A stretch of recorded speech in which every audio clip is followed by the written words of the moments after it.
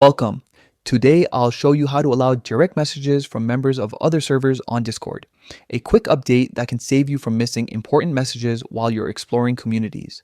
First, open Discord on your device and sign in if you're not already. Look at the bottom right corner for your profile icon and tap it. This opens your personal settings where the control center for your app lives. From here, you'll see a list of options. Tap on Settings to continue. Inside Settings, you'll find a section labeled Content and Social.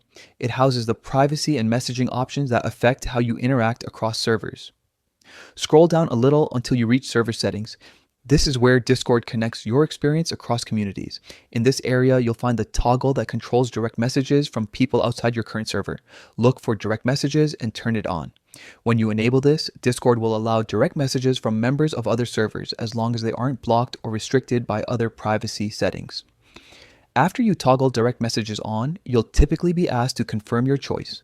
Confirm your action to apply the change.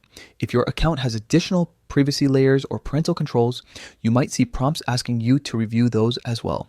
It's a good idea to skim those options so you're aware of who can message you and under what circumstances.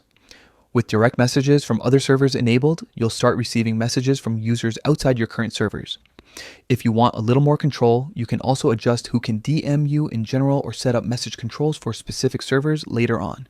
Remember, you can always revisit settings to fine-tune these preferences if you notice spam or unwanted messages. That's all there is to it. A few taps and your Discord experience expands beyond a single server, making it easier to connect with friends, collaborators, or communities you're exploring. If you found this helpful, consider liking the video and sharing it with someone who might benefit.